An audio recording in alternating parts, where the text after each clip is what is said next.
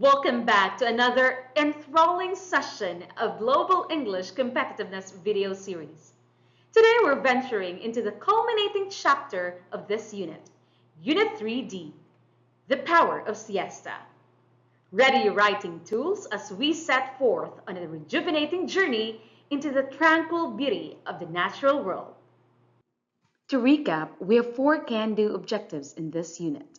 First, to demonstrate an increased appreciation for leisure activities and the beauty of nature through active engagement and exploration. Second, develop a sustainable and mindful approach to leisure activities, considering the impact on the environment and personal well-being.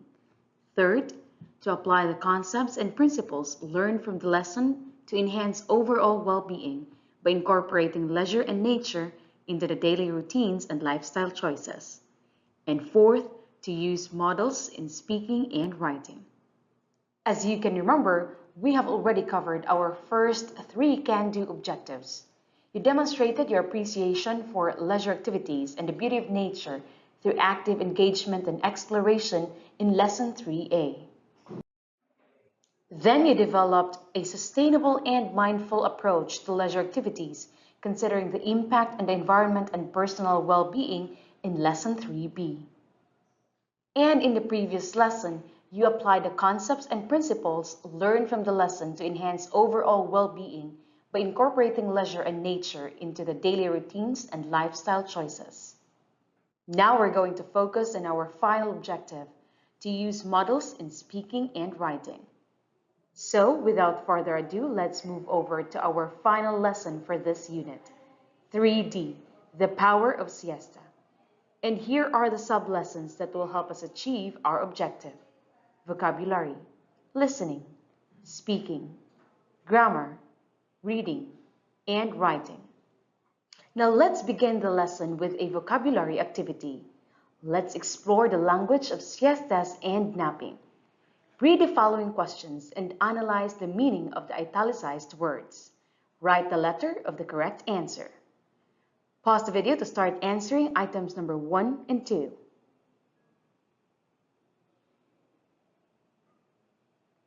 Continue answering items number 3 to 5.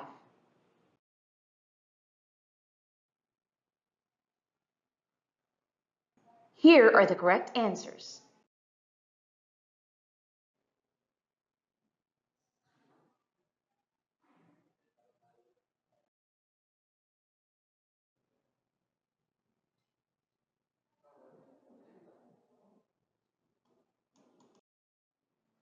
Let's proceed to the next sub-lesson. In this listening activity, you will hear 4 personal stories related to the tradition of siesta. As you listen, pay attention to the verb tenses used, specifically the past perfect tense. First, let's listen to Miguel's recharging experience. Story 1, Miguel's recharging experience. Siestas, the midday rest periods, have been a long-standing tradition in many cultures. They originated in Spain, where field workers took breaks during the early afternoon. To avoid the hottest hours of the sun, one such worker was Miguel. I had been working under the scorching sun all morning, and fatigue had set in. By the time I took my siesta, I had already completed half of my day's work. The rest was much needed to recharge my energy for the remaining tasks. Now let's continue to Maria's experience. Story 2, Maria's library escapade. Another person who embraced the power of siestas was Maria. I had been studying for hours in the library, and my concentration had started to wane. By the time I decided to take a short nap, I had already finished reading several chapters. The nap helped me consolidate my learning and wake up feeling refreshed. Now let's continue with Juan's experience. Story 3, Juan's experience. Juan had just returned from a long business trip and was exhausted. He decided to take a siesta to recover from his tiring journey. Let's hear from his story. Before I took my siesta, I had unpacked my bags, answered some urgent emails, and finish all my pending work. I was relieved to have completed everything and was ready to relax. Finally, we have Sophia's adventure. Story 4, Sophia's Adventure. Sophia had been planning a hiking trip for months. She wanted to explore the mountains and connect with nature. Let's listen to her siesta-related experience. By the time I took my siesta, I had already hiked for hours, crossed several streams, and reached the highest peak. I was exhausted but thrilled by the breathtaking views. The siesta helped me regain my energy for the rest of the journey. It's time to check your listening comprehension. Answer the following questions. Choose the letter of the correct answer. You may now pause the video to start answering items number 1 to 3.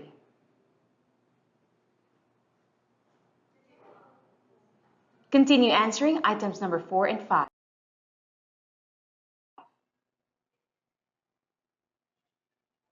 Here are the correct answers.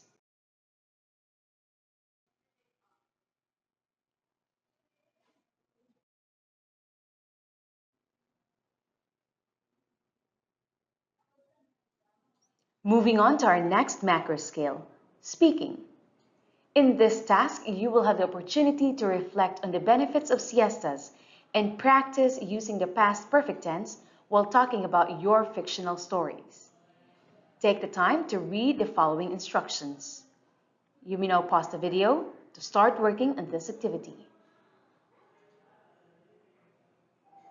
Feel free to employ CCAI to check, practice, and improve your pronunciation during speaking exercises. Confirm the accuracy of your pronunciation and effortlessly enhance your speaking skills. Moving on to the grammar focus of this lesson. Today we're going to talk about the past perfect tense. The past perfect is a verb tense utilized to discuss an event or action that had occurred before another event or action in the past. Here's a scenario.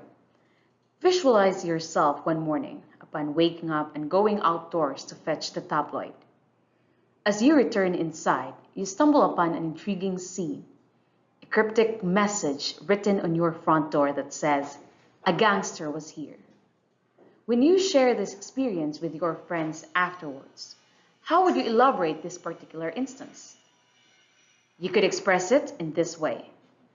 As I turned towards the house, I noticed that my front door had been vandalized by someone informing me that a gangster was at my door.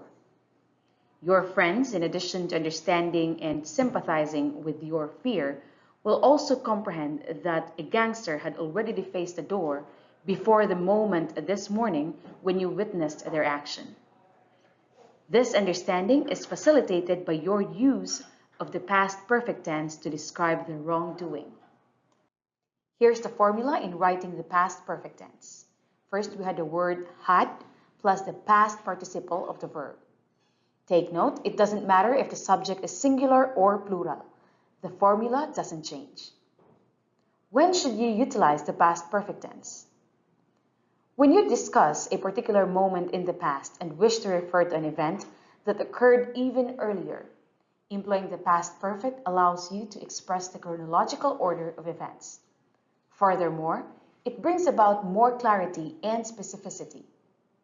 Let's consider the distinction between these two sentences.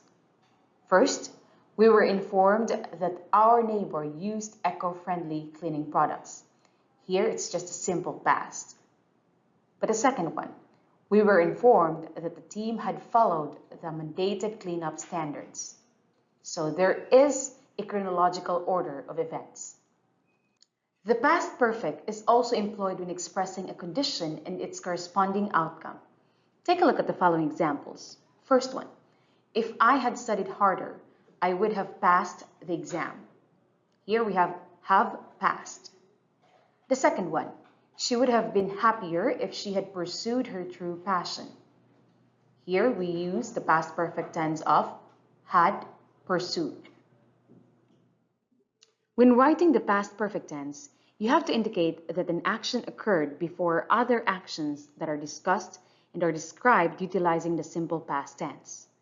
Not every verb in a paragraph needs to be in the past perfect tense. Once the previous time has been established, you can utilize the simple past tense to describe events that took place during that time, and readers will be able to tell when the acts occurred. For instance, earlier today, while scrubbing the floor, it came to my mind that just 3 days before, I had noticed how dirty it looked and had thought about having different colors for it. I go straight to my room and browsed from the net for 10 options at that time. In the first sentence, you mention a time before this morning when you remembered something. You use the past perfect tense, had noticed and had thought, to indicate that earlier time.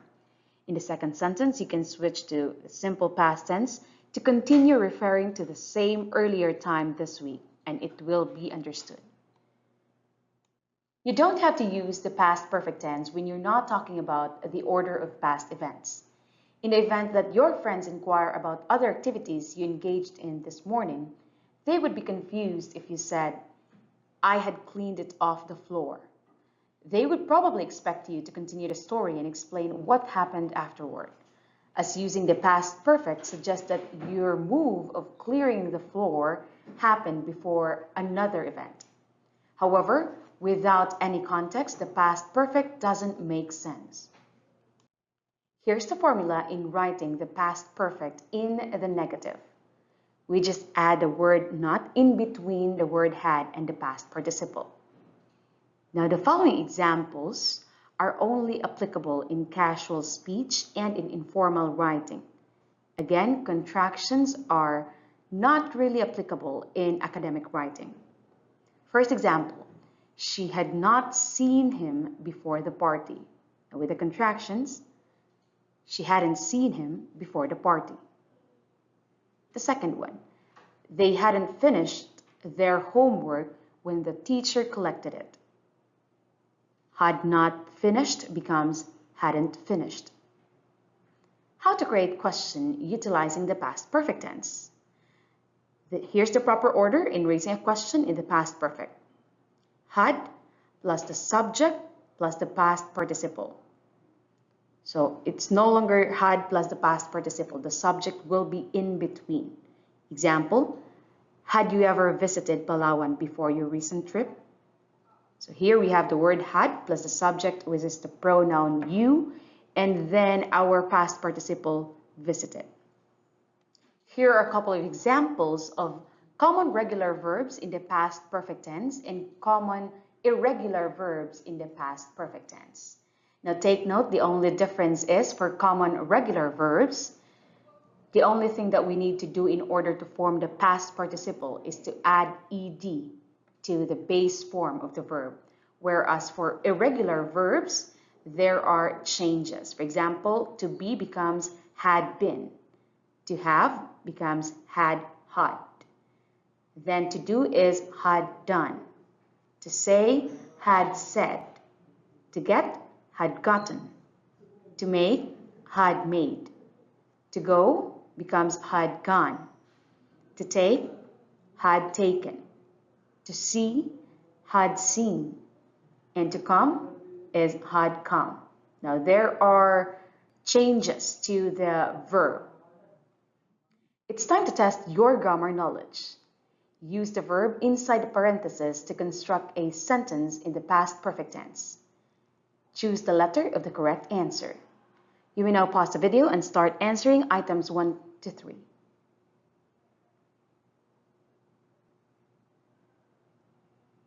Continue answering items 4 and 5.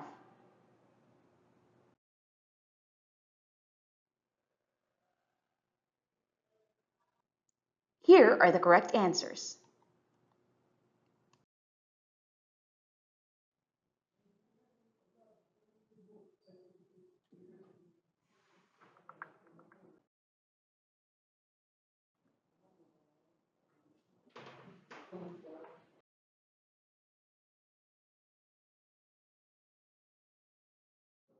Moving on to our reading activity. Read the article with me. The Power of Siesta by J.V.E.Y. Taking a midday rest period, commonly known as siesta, has been a long-standing tradition in various cultures. It originated in Spain, where field workers would take breaks during the early afternoon to avoid the hottest hours of the sun, enjoy meals, and spend time with their co-workers or families. Similar noontime breaks can also be observed in old business districts with Chinese-run establishments, where napping is encouraged among young learners and workers.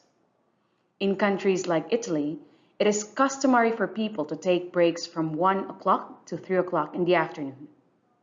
To office workers, a power nap or a short nap is usually taken during lunch breaks and should be for 15 to 20 minutes max, and not more than 30. Otherwise, one feels fatigued or the feeling of grogginess sets in. How important is napping? It is primarily believed to be a source of power. P-O-W-E-R. Power. P. Provides needed energy boost after a whole morning of working behind the desk or attending meetings and conferences with clients or colleagues. O. Overt acts of positivity towards work is greatly observed among workers, improving concentration and reinforces creativity. W. Well-being generally is improved throughout the rest of the day, improving cognitive functions such as memory and logical reasoning. E. Efficiency and office productivity is increased, thereby augmenting overall workplace performance. R. Relieves fatigue, especially if one is unable to get 8 hours of sleep the previous night, resting the eyes for a certain period. During the 80s and 90s, afternoon naps were a common part of the summer vacation routine for children. Although they may have resisted it, their minds were filled with the anticipation of the fun they would miss out on from 1 to 3 p.m. while lying in bed. The promised reward for their patience was the highlight of the day, 2 hours of playing street games and running around the neighborhood. Nowadays, many adults would gladly trade anything for a midday nap and a full 8 hours of uninterrupted sleep. Now to test your reading comprehension, answer the following questions. You may now pause the video and start answering items 1 to 3. Continue answering items 4 and 5.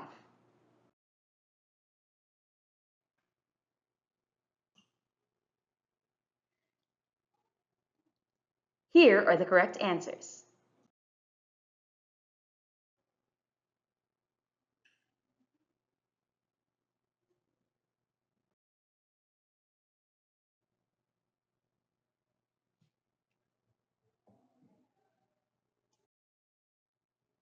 And we're down to the final activity for this lesson and unit.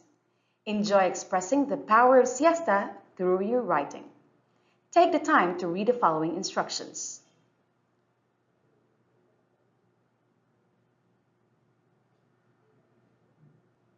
You may now pause the video and start working on this activity.